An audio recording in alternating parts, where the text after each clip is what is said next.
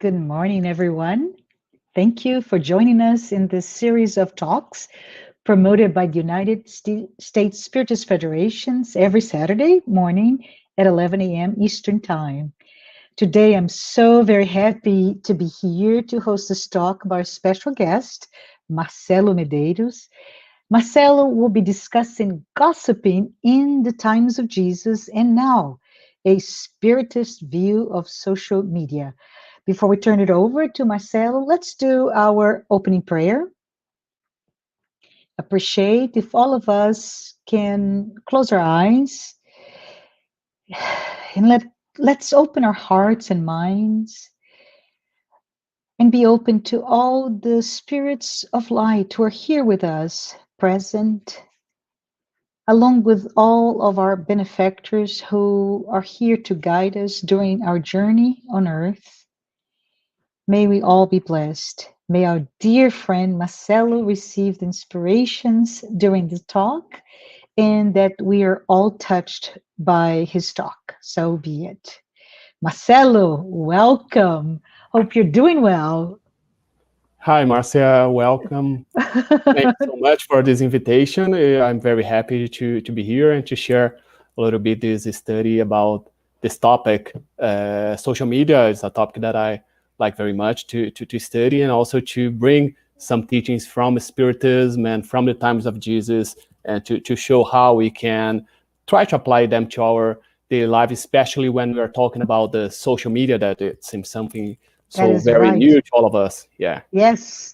So it is really, really great, right? So as Marcelo said, he's going to be talking about gossiping, the social media, and the spiritist view of that. So I really thank you for being here, for taking this on. I think it's great for all of us. And it is a beautiful morning, right, here in Atlanta. Hope everyone is fine. Before Marcelo can really touch us with this incredible message, let me introduce him formally. Marcelo Medeiros was raised in a Catholic family, and he joined Spiritism in the 2000s. He's been a contributor member of the Spiritist movement in the US since 2012. He currently provides assistance in the area of media communication. He is currently living here in Atlanta, where he works as a journalist. I would like to take a moment to remind everyone in the audience to please send your questions. We will allow time for us to answer those questions once Daniel concludes his presentation. I'm sorry, Marcelo. So up to you, Marcelo, please. Thank you. So the idea to bring this topic, gossiping the times of Jesus and now a spirit's view on social media, is because we know that gossip has been here on earth in our lives since maybe when we started to talk, to communicate to each other. So it's not something new, it's something very old in our society. And I brought some examples for us to see how it happened in the times of Jesus, like how Jesus faced gossiping, and also how we deal with that today.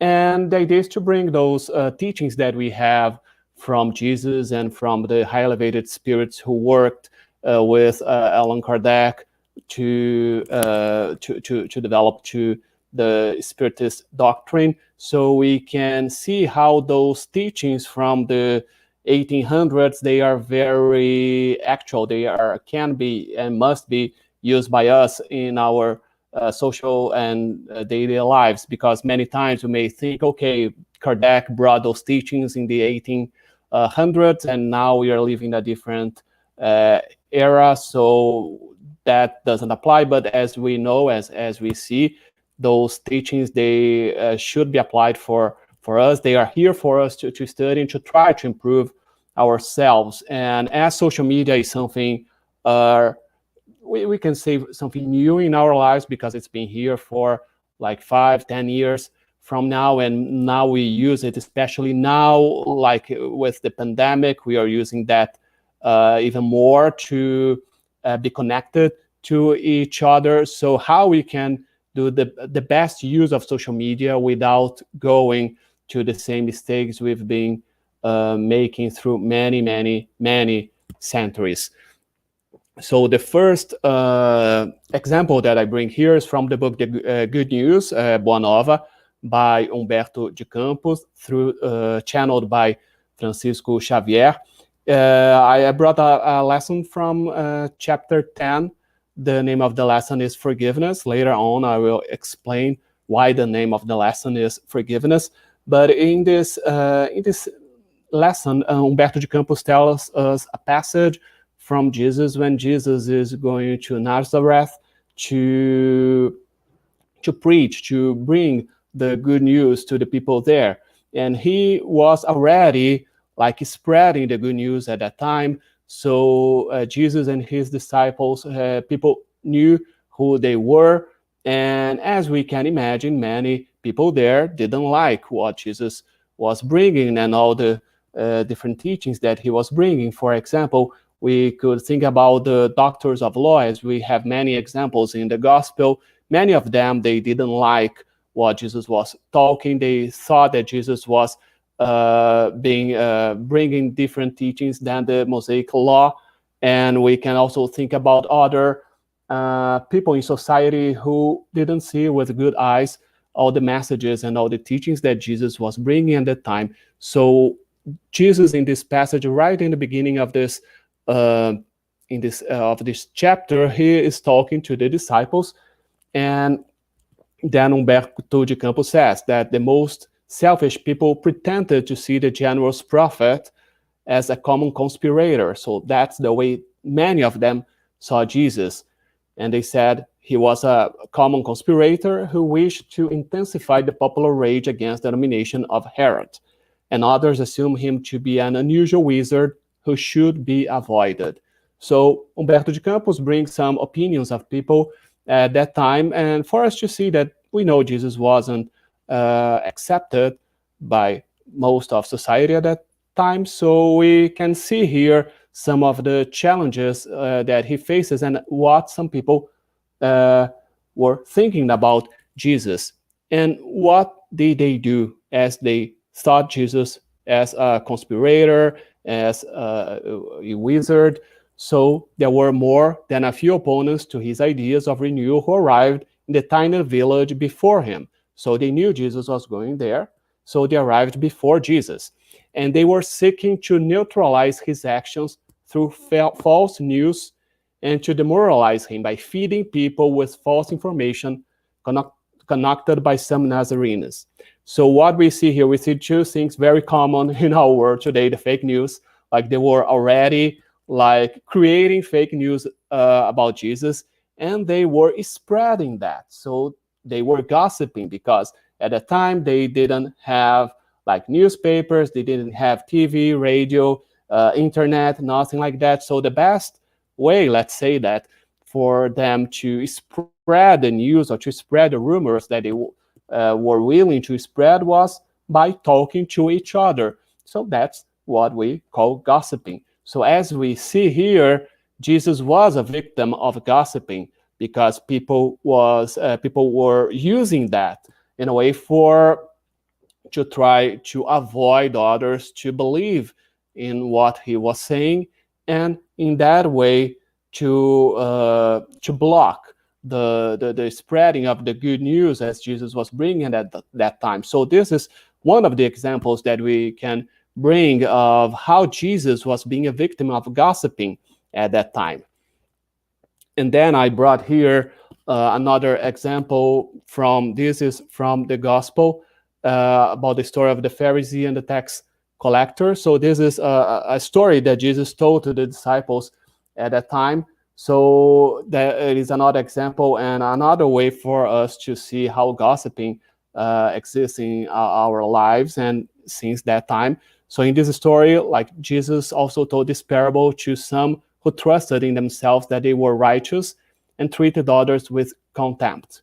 So two men went up into the temple to pray, one a Pharisee and the other a tax collector.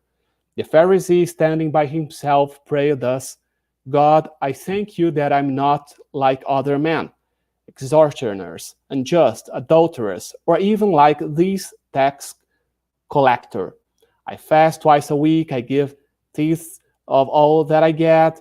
But the tax collector, standing far off, would not even lift up his eyes to heaven, but beat his breast, saying, God be merciful to me, a sinner. So Jesus says, I tell you, this man went down to his house justified rather than the other. For everyone who exalts himself must be humble, but the one who humbles himself will be exalted. So I brought this story because I thought very interesting how we many times we say, okay, gossiping, we can gossip, like bringing some gossiping to others, to people we know. But in this way, I see we can actually see how that man, the Pharisee, was gossiping to God. Let's imagine he went there to the temple to pray. So he went there to connect to God and to talk to God. And what does he do?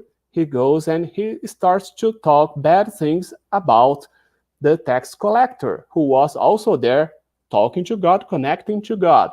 So in a way, instead of him asking what he wanted and or having this conversation, like a conversation from him to God only about his issues, he started to say, okay, I'm very different from the other men's, like who are unjust, adulterous, or the tax collector here, who he was starting to say some bad things about others in a way for him to see, for God to see him like as he were better than the others.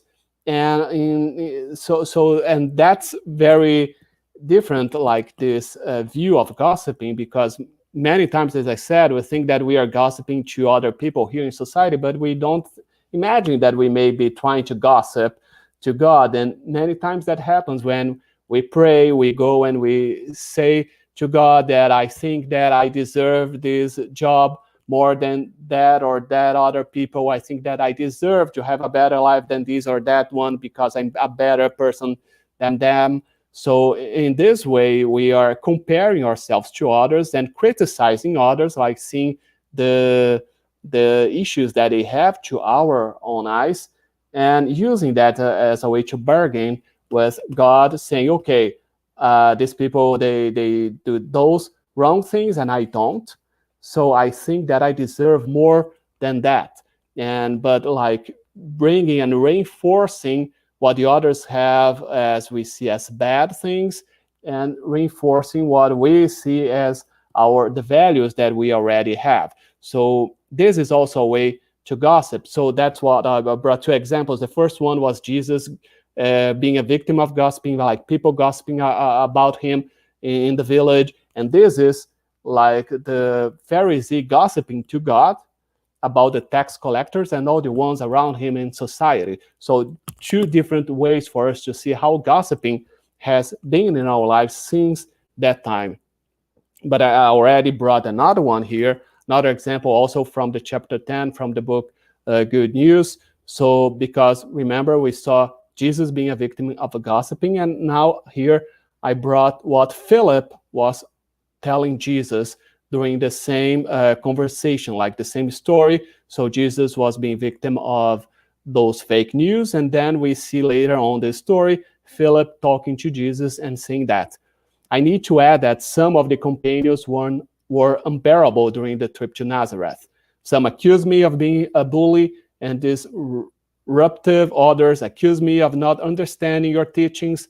So we see here, like Philip was also being a victim of those bad comments among them, like about the companions, the disciples. So we can see, and we have many different examples, not only in the books by Humberto de Campos, in the book Good News, we have like in Jesus in the Home, and if we go to the Gospel in the Bible, we see many examples that we see that the relationship among the disciples in the beginning, it wasn't a perfect one. We see many disputes among them. And in this example here, we can see Philip talking to Jesus and bringing some examples of what was happening. So the disciples were talking among themselves, like one saying bad things to each other. So they were gossiping among them during the trip with Jesus. And so we can see, like many times we also have gossip within the the community where we are, like with the ones who are our friends, our family members, the ones we work with, so we can see those gossipings, those little gossips in many places in our society. And now I brought also another example from this book, Estante da Vida, by Brother X, who is also Humberto de Campos, channeled by Francisco Xavier, because in this example, now I want to bring something more recent. So this story, Humberto de Campos, Brother X is talking a story that happened in the last century. So he's talking about a woman who was a victim of gossip herself. So he's talking like there were two women, two friends talking in a bus, like they were taking a bus and they were talking to each other. And one of them, she was saying that she loved very much Dionysius, and she was a married man, and she was talking about Dionysius. So the other one said, "But Dulcie, do you even want Dionysius as much as your husband?" And she said, "Not that much, but I can live without both of them." So that was what they were talking about. And one of their neighbors was there listening to that conversation, and she just listened to that part, but she was already in the bus before, and she saw that that woman, Dulcie, was previously talking to another man in the same bus. So she make some connections, and when she goes home, she talks to her husband. "I saw it with my eyes. A big man followed her, showing gestures of love, and finally on the bus, she confessed to Dona Cecilia. She even said that she cannot live without her husband and the other." So she saw two different things. First, she saw a big man going with her to the bus. And then inside the bus, she listened to that conversation, just to a part of the conversation. And so she thought, yeah, that man is her lover and she's cheating on her husband. And what does she do? She goes to her home, she arrives then, and the first thing she does is tell the story to her own husband. But what happens after that? Humberto de Campos says that the neighbor's husband worked with Dulce's husband, so they were co-workers. And the next day, when they go to work, he tells the story to the other man, and he says, "Okay, my wife saw your wife talking to another person and with another man, so she's cheating on you. Open your eyes." So he tells the story, the same story that her wife told him.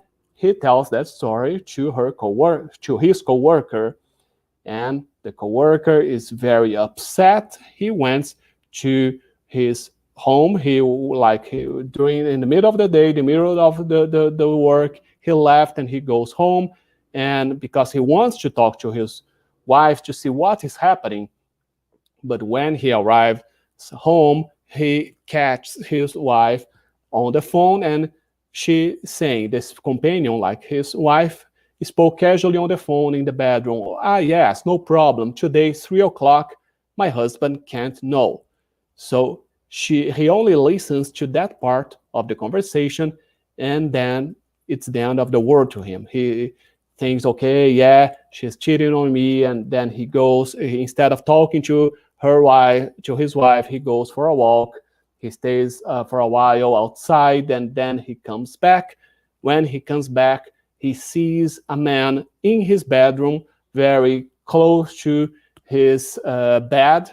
He only sees that, and then he thinks, okay, that's true, she's cheating on me, and he decides to commit suicide. So imagine all this happened, like beginning with the story that the neighbor heard in the bus. And when the wife knew about what happened, that her husband was dead, she was devastated. She didn't understand what was going on. because in the end, what was happening, and in the next day during the funeral, people started to spread what happened, that she was cheating on him, and actually it wasn't true. So the truth was that Dionysius was her cat. She had a pet. That was the pet's name, the cat's name, and the cat was very sick. So that big man that was with her in the bus was the vet that was taking care of the cat. And she was just saying to her neighbor that she loved the cat very much and that she couldn't see the cat being ill, and she didn't know what was going to happen with the cat. So that was the conversation. And the other conversation that she was having on the phone, like she was talking about 3 o'clock, the husband can know because she was buying a new mattress. And she wanted to surprise her husband with a new mattress. And the man that the husband saw in his bedroom was the delivery man who was bringing the mattress to their home. So in the end, it was not at all true what the neighbor told him and all these gossips. So in the end, it wasn't true. And when the neighbor who started everything found out what had happened, she says, he died for a foolish thing. We say certain things just to speak. Okay, so even then she didn't realize how serious was that gossip that she brought to her husband, that initiated everything. So she said it was something foolish, so she gave no importance to that. And that's something that we all do in our daily lives. Many times we say little things, we take some conclusions without knowing the whole story. And it's very easy for us to go to a friend, to go to a family member, to go to a coworker, and to tell that without even knowing if that is true or not. And we don't imagine all the consequences that may have in our lives. And at that time, when Brother X, he brought this story, we didn't have internet, social media, we didn't have this so fast communications that we have today. But imagine that today. We know that today it's very easy to spread. We have WhatsApp groups when we can share information very fast, and we do that. Many times it's easy to share some fake news or fake information about people without knowing if that is true or not, because we receive something and immediately we have that need to go and to spread that to others. And today is very easier to do that. Can be also on social media. If we go to Twitter, to Instagram, to Facebook, we can see a picture in some place, and like we can see a picture of someone in Instagram and make some conclusions just by seeing that pictures without knowing the whole story. So that's a way that I brought this story, because I wanted us to try to bring that to the society that we have today, and to see how many times don't we do that. Because when we are talking about gossiping, we need to see, okay, many times we are the victims, but many times we are the ones who are spreading that. We are in both situations. We are not in a perfect world. We are not perfect beings yet. So we can see ourselves in both situations. And that's why we need to see how to avoid being the one who is spreading those gossipings, and how to act when we are the victims of gossiping. So that's what I brought these teachings. And now let's see a little more about the gossip in our lives. So here I brought a study from that was published in the journal Social, Psychological, and Personality Science in 2019. So Dr. Robbins and some colleagues, they found that they had this research when they found out that on average, during 52 minutes a day, the people that were in this research, like 467 people, they were gossiping. Like that was the average time that they spent gossiping. So imagine in a normal day, average human being, we spend 52 minutes a day gossiping. And it's very interesting here because they talk a little bit about three types of gossiping. Like in this study, they classify the gossip as neutral, as positive, as negative, because they say that gossip would be every time we are talking about someone else without the person being there. So they say that that is gossiping. And then they say that can be something that are like the positive gossip, the negative gossip, and the neutral one. The neutral one, as they say here, were person spoke about someone who was watching a lot of movies to stay current, like something very boring, but they say wouldn't be considered as negative. And they said that in 3 out of 4 times the gossips were neutral. But even though they use this term neutrals, we say that many times we are saying that even though we may seem that as neutral, it can harm some people as well, because we never know how the other people are going to receive that information and process that information. And they also said that just a small portion of the conversation analyzed, around 15%, was deemed negative gossip, though positive gossip amounted to a smaller portion still at only 9%. So let's do like this, like only 9%, let's see like good gossiping, or when they were talking good things about the person. So most of the time, like we say 91% of the time, they were being like neutral or negative. Negative, we can imagine when they really saw that that information could harm others. But we can put all this neutral information in that group as well. So for us to see that only 9% of the time they were talking good things about others, but in 91% of the time we can see like this, we in society, we spend the time that we talk about others telling things that may not be that good about them. And now I brought another research here just for us to have a little idea of how this news is spread today in social media. So this is a study from the University of Illinois at Chicago.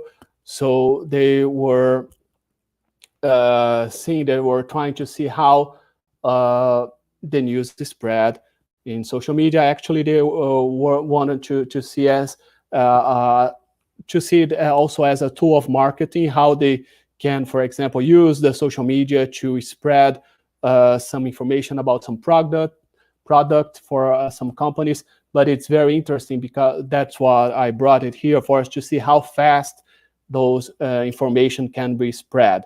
So they did like this model with 10,000 people, and they had among those people Democrats, Republicans, independent, and politically agnostic. And they saw that if 3 people, for example, if 1 people was receiving information about 3 people, any of them, so imagine if a Democrat was receiving any kind of information from a Republican, independent, or politically agnostic, or another Democrat, and if they heard that information and if they believed in that, it was spread very fastly to the whole society. So it only took 1 person to believe the information from 3 other people, no matter who they are. If that person was able to hear and to believe in that, it was very, very fast. It like in a few days, the 10,000 people would be receiving that information. And then they analyzed that if that the same person, like if 1 person would hear the information, but the person needed to hear that information from different people. But for example, if I'm a Democrat, I will only believe in something brought by a Democrat. Or if I'm a Republican, I will only believe from information brought by another Republican. So in that case, the information would also be spread, but it would be slowly this spread. For example, so they said that From one people, it would need for 250 people to believe in that information, so it would go to half society. So they were saying that because they wanted to show that at the moment that we do believe in anything that is brought to us, no matter who brings that information to us, for example, if we do not have any filter at all, so that information will be spread very fast to the whole society. But if we filter a little bit, if we select like the people who are bringing that information to us, so it will be like a barrier. So it will be the information will also be spread, but not as fast as if we believe in anything that is brought here to us. So we can see these two models, and it's very interesting for us to bring those models to our own lives to see, okay, so if we filter a little bit, so if instead of receiving some information and also spreading right away, so let's see who is bringing that information. And we can think about many different ways of doing that. Can be who, like the people who are bringing information to us, if it is someone I trust, if it is someone I usually I believe what that person is saying, or depending on the source of the information. If we are thinking about fake news, let's see the source. Where is this information coming from? It is coming from actually a website or some place that I trust, or is coming from a source that I never heard before. So from the moment that we start having those filters, this spread of fake news and this spread of gossip around our own society, it happens is lower. It doesn't mean that it won't happen, as they show here. It will happen anyway, but at least we can allow that to be spread in a different way than to fastly spread to the whole society. And now, coming back to Spiritism, so let's see what the spirits tell us about gossiping, about bringing us information, and about watching also information that others bring to us. So here in the Gospel according to Spiritism, chapter 10, the chapter Blessed are the Merciful, number 20, we see Kardec asking, is it reprehensible to observe the imperfections of others if there cannot be any profit for them, and if one does not disclose them? So actually, okay, with what we can do when we observe the imperfections. And I brought this question here because let's bring again to social media and bring the example from Instagram. For example, we know that Instagram is a place where we basically go to see pictures of others, and what we see today, many of times we see pictures of what others are doing in their lives. So we see people going on vacation, we see people on the doing their daily work, daily activities, and it's very easy for us to go there and to observe the imperfections. Many times can be like the physical imperfections are that person lost some weight, that person gained some weight, that person is looking older, or that person is looking younger, something happened in that person's lives. So it's very easy for us to find those imperfections and to observe those imperfections. And not only that, we can assume by seeing the way that the pictures that the people are posting, that how they're living, what they're doing, and we can also make some observations about the life they are having in our eyes, if there's something good they're doing, something bad that they are doing. So it's very easy for us today to observe, to judge, and to make conclusions. So that question from Kardec is very good for us to bring today. So let's think about that. It is reprehensible for us to observe those imperfections when we open our Facebook, when we open our Twitter account, or how can we act there? And then the spirits say, it all depends on one's intention. Certainly, it's not forbidden to see evil when evil exists. It would even be inconvenient to see only good everywhere, since such an illusion would hinder progress. What is wrong is to turn these observations for the detriment of others by decrying it unnecessary in public opinion. It would be reprehensible to do it only to indulge ourselves with a feeling of malevolence and joy for finding others in fault. So let's see what the St. Louis is telling here. So it all depends on one's intention. So the first point here is for us to, okay, from the moment I open that and I see that and I try and I start immediately to see some like some evils or some faults that I think the other people are having. So why am I seeing that? What is my intention in pointing that out? So the first question that we would ask ourselves. So very important here for us to see that is also something for our, like, knowing ourselves. So let's try to know ourselves. Why am I pointing that out when I see here, as they say here, it is only the detriment of others. So it's something that I'm going to point out that information and to tell someone, see, did you check that picture? Do you see that a person is like traveling again? Yeah, spending the money and something like that. So like some bad comments that I may bring. So it's also about that. What's the intention with that? What am I doing with that information if I'm going out there in the public opinion and spreading that? So what's the point of that? So that would be something imprehensible.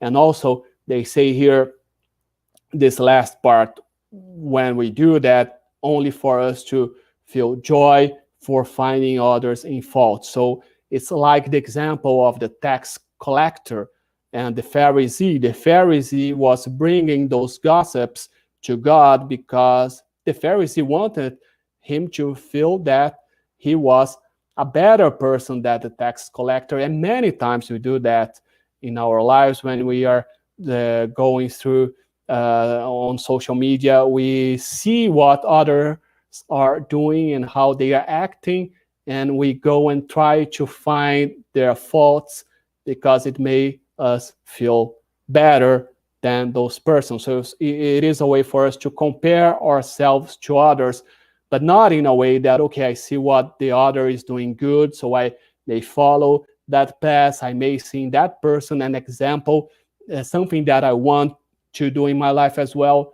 Well, no, many times we go because we need to see that in a way for us to feel joy by finding the other's fault, so we can feel that, okay, I'm a better person than that one. I'm in a better position. So it's something that we many times we do, and even if we don't spread that information, if we do not gossip to other, many times we do as the Pharisee, we do that gossip to God or to ourselves, because we know in Spiritism when we are thinking, we are already creating that images and creating those words around us. So we have, as Paul of Tarsus said, a cloud of witness around us. So we have many spirits around us. So those spirits, they are seeing that. They can feel what we think.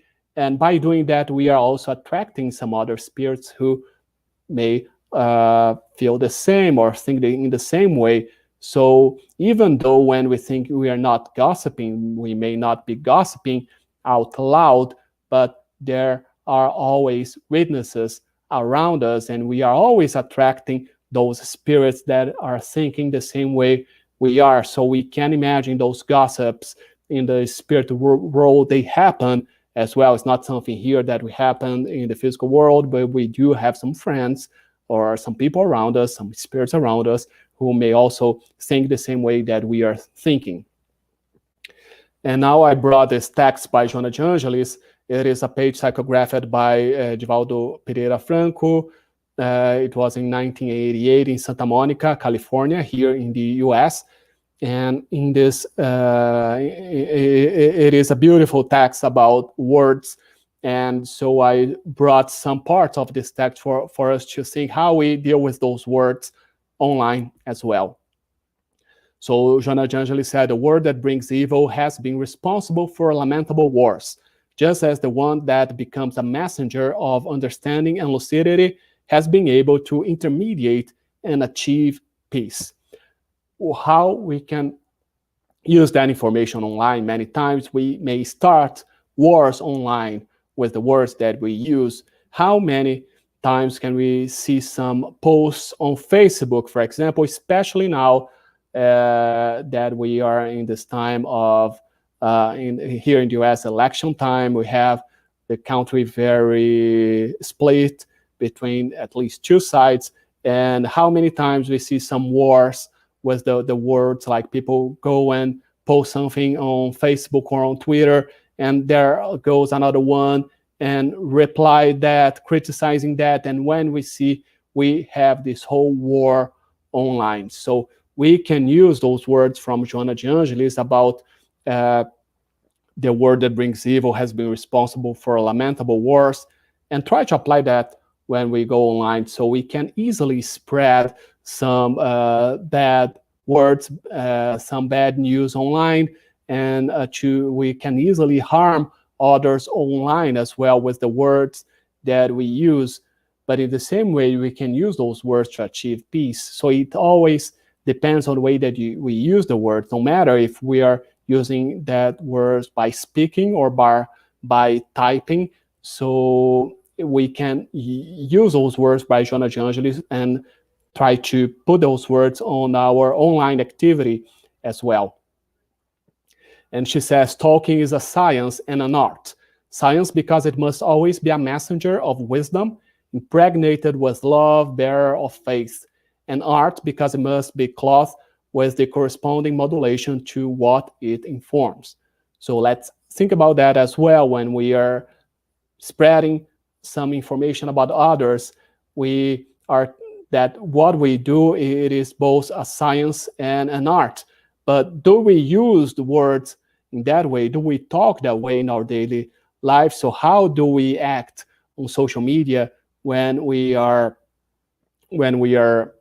like typing or putting something out there, a new post on the Facebook or Twitter, or even when we are sending a message on WhatsApp or on a text message? So how do we do that? Let's imagine if we start to think about all this talking as a science and an art, and all this love that we can bring with the words. Why are we using many times the words with this speech of hatred, with this speech of evil, or many times as a weapon to harm others? Because even many times we don't do that like intentionally, but we can harm others with some information that we spread about those people around us as well. Let's just going back to the gossip, even when they say those gossip were neutral, okay, it may be neutral to our own eyes. But for example, in that example that the scientist brought, that he was only talking about a person who was watching some boring movies. Okay, but just by saying that, if I go and I say to a friend, oh, okay, that person was just watching some boring movies, it may be neutral, but in a way, I'm already criticizing that friend, because I say, yeah, he doesn't have a good taste with movies. See, he spent his afternoon watching some boring movies. So even that is a way I'm not bringing love and not bringing anything positive. So if I'm not bringing anything positive, why will I bring that information? And also, Joanna de Angelis says, thinking before speaking results from the conquest of moral and spiritual values that dignify man. So this one, I would like us to hold this information, because later we're going to see Jesus' example, and we can see, of course, with Jesus' example, how he always thought before speaking, and all the results that he brought with that. So another from Joanna de Angelis, from the Happy Life. This one is a very good teaching for all of us.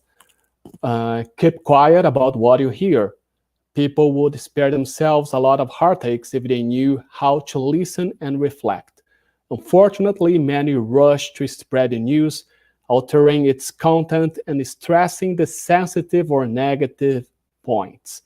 So that's something that happens a lot. We have this rush to spread the news, like we want to be the ones who are bringing breaking news to others. Can be to a group of people, can be to someone close to us.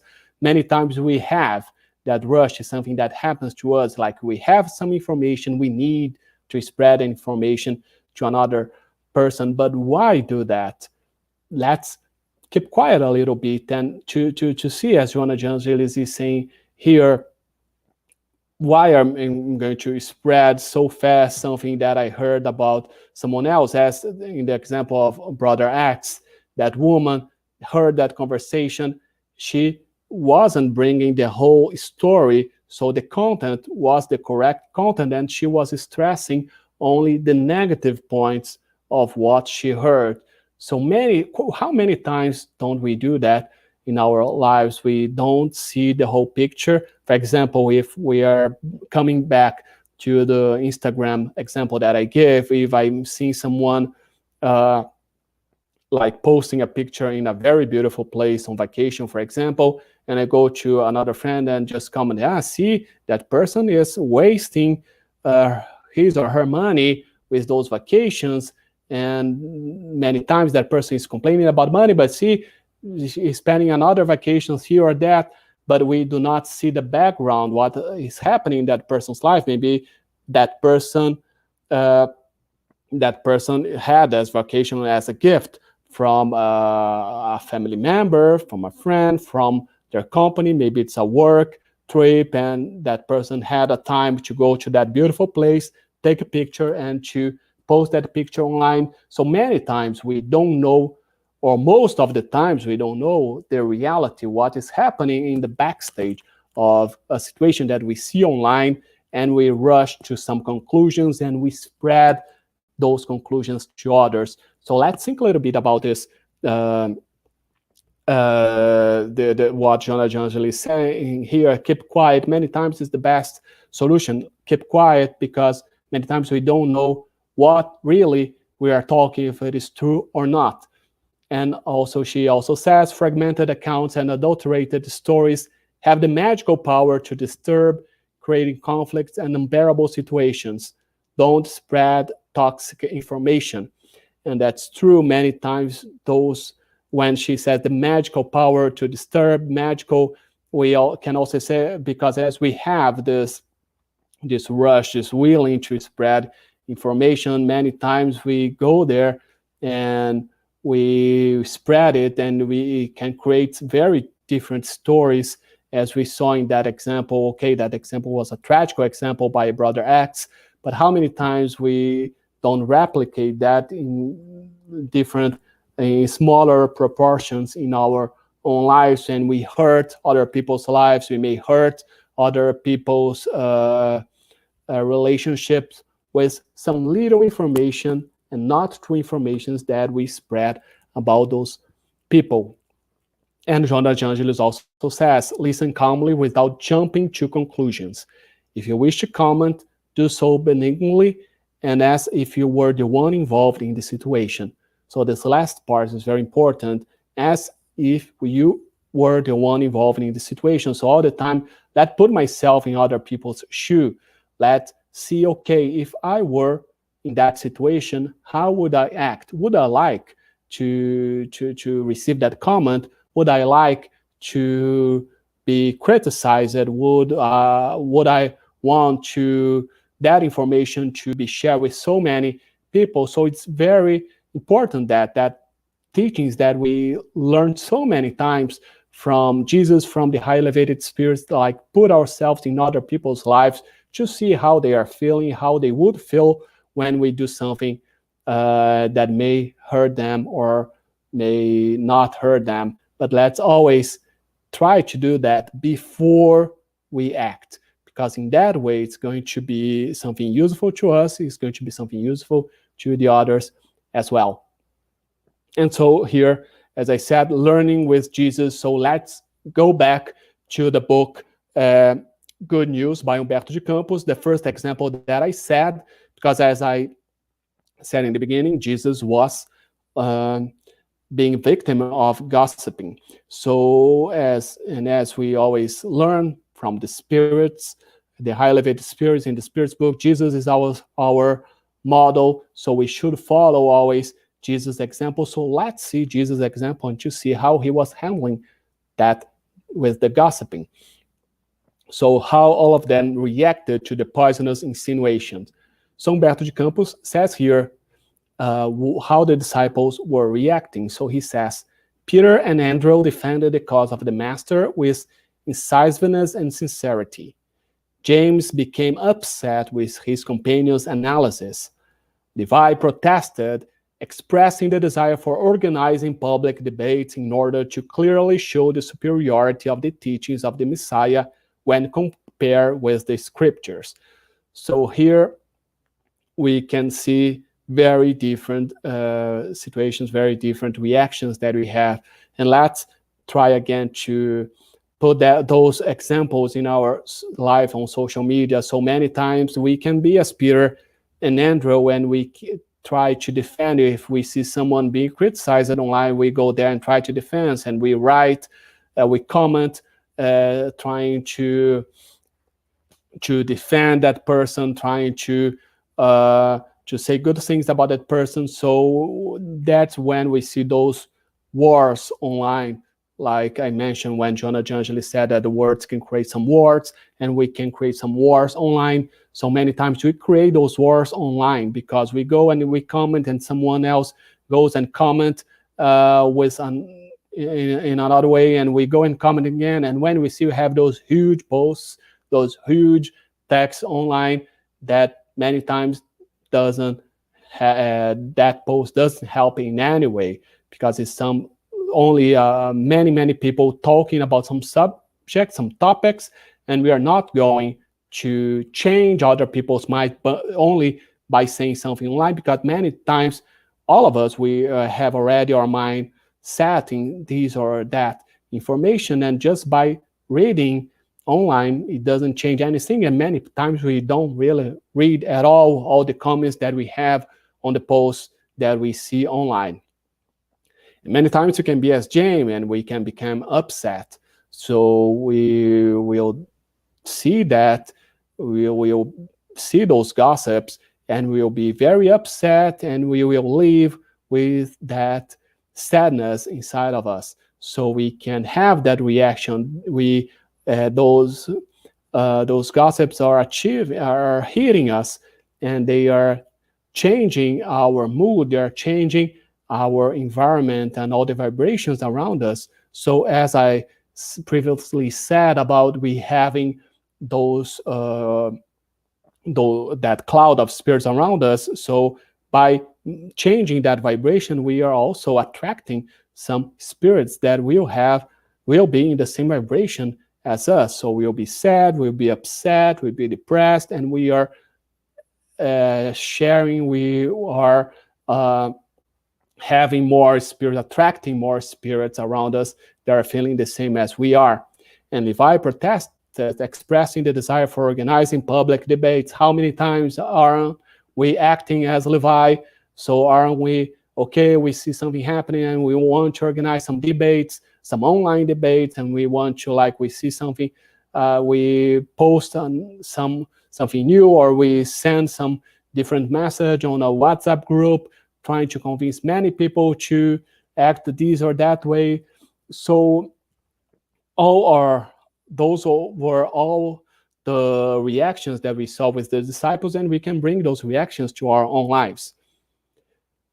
And then come Jesus. What did Jesus do? Jesus understood the circumstances and calmly ordered the withdrawal from Nazareth, leaving the town with a tranquil smile. So Jesus didn't change his mood. He was still smiling. He was quiet. He kept quiet, as Joanna Jangeli said. He didn't start any word wars, any arguments. He wasn't trying to go to those people who were talking bad things about him and to ask, why are you doing that? Don't you see that I'm not this person that we are talking about? So he didn't try to do anything that as they were. He just stayed in that with his calmness, silent. And this example, there's a very good book that I like a lot. Jesus in the Home by the Spirit Neo Lúcio, channeled by Francisco Cândido Xavier. In that book, we have 50 lessons from Jesus talks in Simon Peter's house, and it's very, very good. That book I highly recommend anyone who'd like to read that book, because we see this example of Jesus in almost all the lessons. Jesus always was silent, allowing everybody to talk before him, and then he gave the teachings. He gave his final word with serenity, with always with a smile. So that was the reaction that Jesus had in every daily situations. And we have more. What else did Jesus say? Jesus said, "Would we be able to pick up grapes in the bramble? I would not in any way engage in an sterile argument with my opponents in Nazareth. However, I made sure to teach that the best example is always the one from our own work, the one from our most useful effort possible." So instead of engaging with arguments with them, Jesus was teaching by his example. And that's what we see in the gospel. That's what we see in many of those books that later were channeled by many high elevated spirits, as this book, The Good News, Boa Nova. We have many examples that we can see Jesus teaching by his example, through his example. So that's the way that Jesus acted. So he knew that he didn't need to go and to reply to those arguments. He didn't need to start some wars with the others. He was just doing his work. And that's something that we can try to do as well. Instead of reacting or overreacting many times, try to stay calm. It's not easy. No, it's not easy. Of course, it's not easy. But I think by seeing Jesus' example, at least we see that it is possible. So someday it will be possible for us to act like Jesus, but we can at least try not to become like not to overreact to anything that we see online. And the last one, Jesus said, "What would be the use of long public debates filled with mockery and sarcasm? At the end, we would have only lesser chances for the triumph of glorious love and stronger motives for division and hateful opposition." So he's saying, why are we engaging in long debates, public debates? So that's what I said many times. We go on Facebook, on Twitter, especially, and we see many people arguing, many people having those wars online. And like we see from different sides, one people that believes in one thing that the other doesn't, then they keep arguing. Then, and we see they're not going to change their opinion just because somebody else is going to write a text about what's happening there. So why waste that time doing that? As Jesus says here, at the end, we would only have lesser chances for the triumph of glorious love and stronger motive for division and hateful opposition. And so that's the same when we are victims of gossip here. There's no need for us to react and to go and try to convince people with the words. The best way for us to show who we are is by acting with it, is by our example. And as I said in the beginning, the name of this chapter by Humberto de Campos, chapter 10, is Forgiveness. And the reason that the chapter is Forgiveness is because at the end of this talk, of this story, when Jesus is being the victim of those fake news, and in the end, Simon Peter asks that famous question to Jesus, "How many times should I forgive my enemies? 7 times?" And then Jesus says 70 times 7. So Jesus is teaching us the lesson of forgiveness. So for us, if we are victims, the victims of gossips in our life, online gossip, in-person gossips, the best way for us to deal with that with forgiveness, So that is a beautiful lesson that Jesus brings to us, and that we can actually, and we should try to bring the lesson to our social media life. Try always to forgive if we are victims of something that we don't like, if we see something that we don't like, and also ask for forgiveness if we act in that way. If we are the ones who are spreading those gossips, if we are the ones who are spreading the fake news, we should also be humble enough and ask for forgiveness if we offend someone else, because it's very important for us to see here that we are, at the same time, we can be the victims and we can be the ones who are spreading those gossips online. So that's very important for us to keep that in mind, and always to ask ourselves, okay, so why am I posting that? Why am I spreading that? Is something useful or not? So let's try always to follow the example from Jesus, as we saw here. Okay, thank you so much. Back to you, Marcia.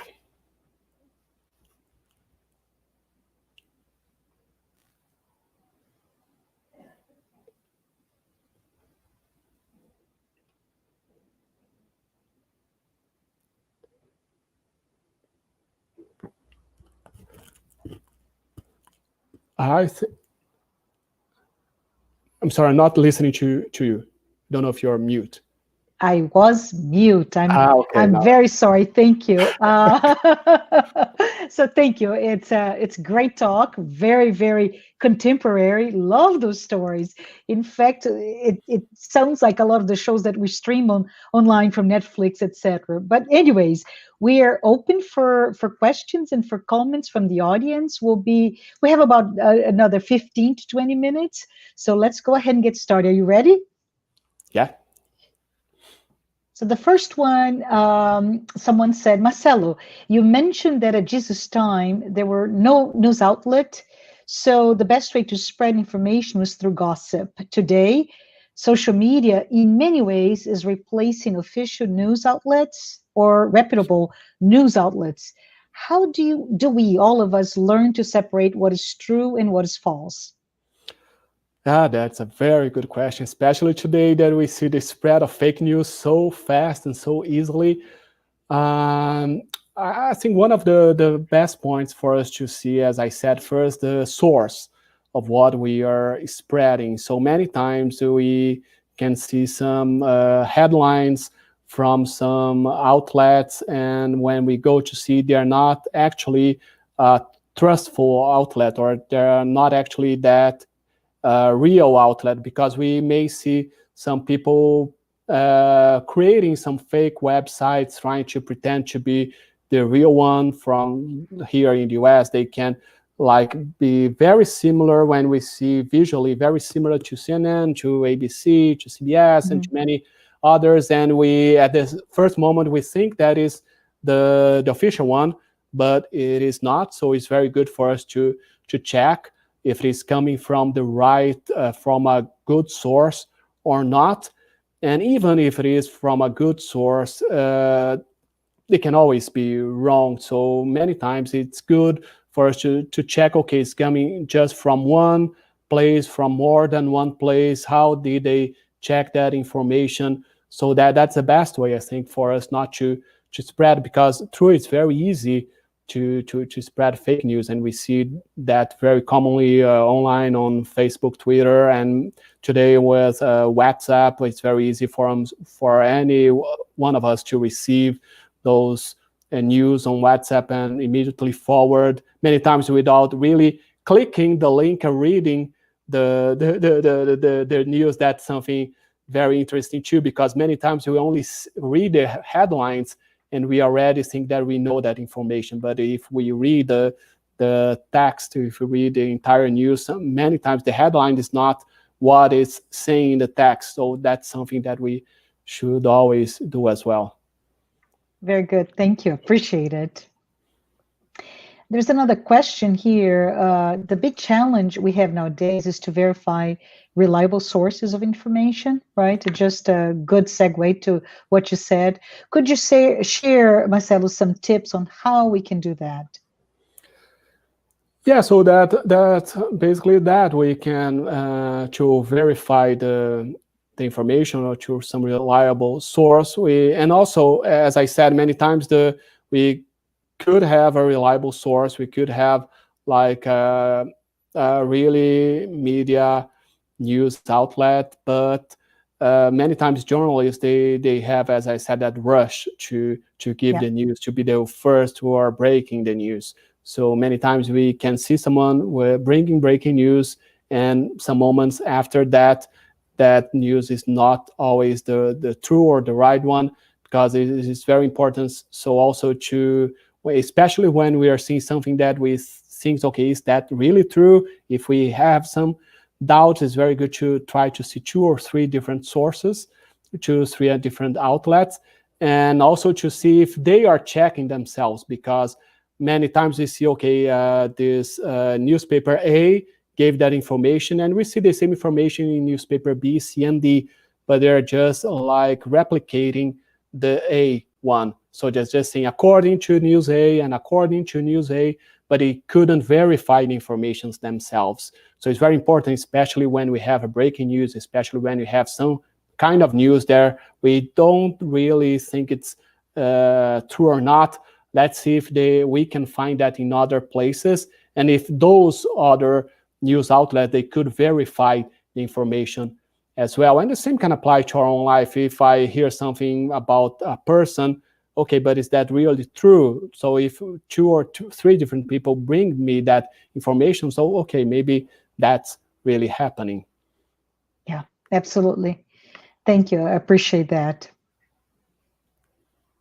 So Tiago Tiberio said, so is positive gossip good?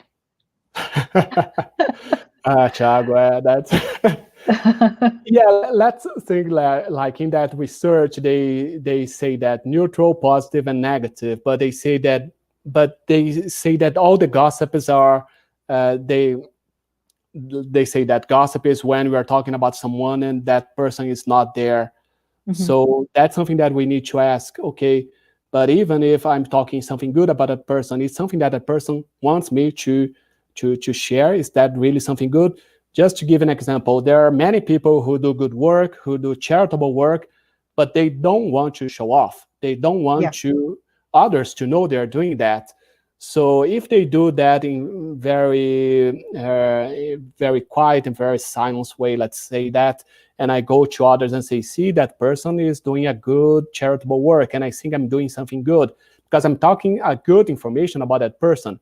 But if it is something that person doesn't want others to know, that's not good. So that's very that's something that we really need to be. So if we were to see if we are talking about any information about someone else, is that information something that the person allowed me to spread or not? If that person gave me the permission, okay, that may be something good.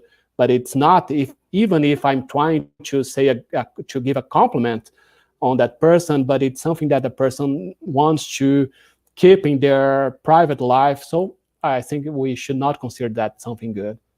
absolutely. Thank you. Good observation there, even for positive gossip, right? So we have another questions. The 2019 study, same study you talked about, right, by Dr. Robbins and colleagues, is eye-opening. On average, we spend 52 minutes a day gossiping. Why do we have this compelling need to talk about other people? What to do to stop doing that? That's something that also, when I saw that, I also asked, why do we have that need to talk about others? Then I may compare that with the small talks that we have in our society, because like we here in the US always talking, okay, one of the examples that we give here about the small talks when you're talking about the weather, like we meet someone, see, it's going to rain today, it's very cold, or it's going to snow or not. So we have those small talks, and I think many times we use those gossipings as small talks. Okay, did you see that what this or that person do? Or like we have a friend in common, that's something that seems very obvious for us to talk about, that common friend that we have. So I think many times we do that. It's something that we do maybe to start our conversation, or maybe to engage in a kind of talk with someone else, but what to do to stop that? That's a very that's a very good question. But And I I would say, right, the small talk has no impact. And as you mentioned before, speaking ill or not about a person, there is an impact, spiritually speaking, to that person, right? So very good thought, good parallel there. yeah. Do we have another? Yes, we do. So here it's a reference to the story, right? The story about the Pharisee and the tax collector. And it provides a good lesson about looking ourselves and focusing on what is driving us to gossip about others. So very related to the other question, but can you talk more about it from that perspective? Yeah, I think that that's something that always happened to us, because many times when we, especially when we are acting as the Pharisee and criticizing others and trying to see what the others fault for us to feel better, how many times that happens in our own life? For me, that happens a lot. Like I see Mm-hmm. something, some vices in others, because okay, I just want to feel that I'm a little better, that I'm not that worst person that I think that I am. So I need to see other people acting in a negative way, so I can say, okay, so that vice, that fault, I don't have. But how many others do I have? In the same way, all of us, if we are here on earth in a planet of trials and expiations, it's because we have a lot to learn. So Mm-hmm. none of us here is a perfect being, is a perfect spirit, but it's not up to us to try to weigh and to see who is doing better than other. It's not a competition here. The only competition that we have with ourselves to improve each day more and more. So I think the best way for us is to not to see that we are not here competing with each other. We are here to, as a society, to improve, like to improve our society, to improve our world, and to improve ourselves. So it's not by seeing others people's faults that I'm will uh, think that I'm in a better place. But as in the gospel as well, the next question, I brought the question 20 from that chapter, Mm-hmm. blessed are the merciful. If we go to the other question, also St. Louis, he talks a little bit about, okay, but if it is I'm checking that only to learn from those examples, so that may be something positive, but that's something that I'm checking other people's fault to learn from that, but not to spread that to others. And especially when praying, like in the example of the Pharisees, I'm not giving God all the devices that I saw in others, so I can say, see God, I'm being a good person. No, not doing that, but trying to see with their example something that don't want to do myself. So in that way, it can be positive, but never like bringing that information to others. Correct. Very good. Let me see if we have another question. Yes, we do. Spiritism teaches we're always progressing. What is the progress that you see in social media and what does it bring to us? I think especially today we can see in the Spiritist movement all this good progress that it's bringing to us. We can today use social media to spread the teachings that we have, Jesus teachings, the high elevated Spirit's teachings. We are doing so many lives now in the times of pandemic. We see many Spirit centers, they are physically closed, but we are still open and connected with social media. So I think especially today, we can see all this progress. Imagine if we were now in the pandemic without the social media, we would Mhm. be feeling more alone. There would be more people depressed than we do have today. So I think social media is a very good tool that we have today. It just depends on how we use that tool. Very good. Very good indeed, right? For us to ponder on the impact. Marisa said, thank you, Marcelo.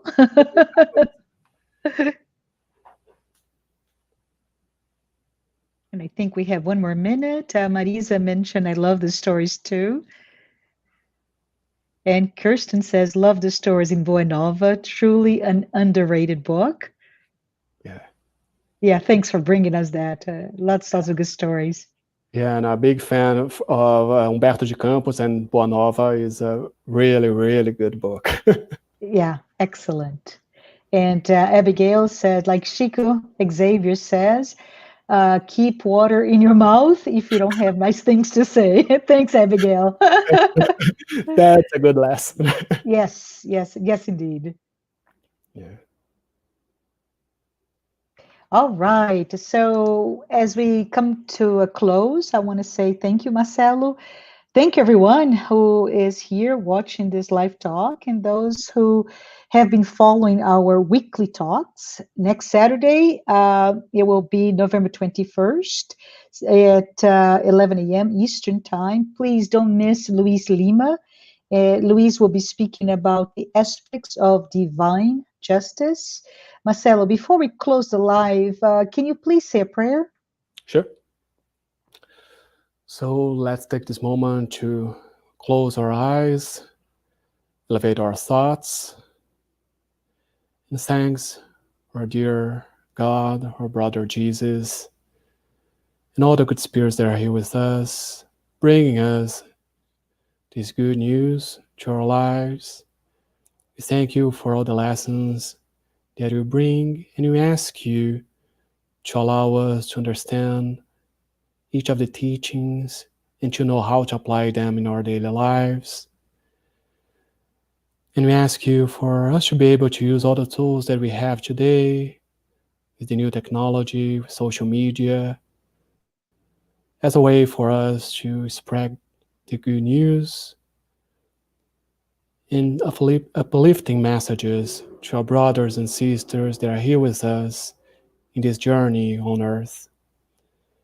Thank you so much, dear God. May your light and all your blessings be with all of us in our homes, in our minds, and in our hearts. Thank you so much, and so be it. Thank you, everyone. Have a great weekend and keep safe.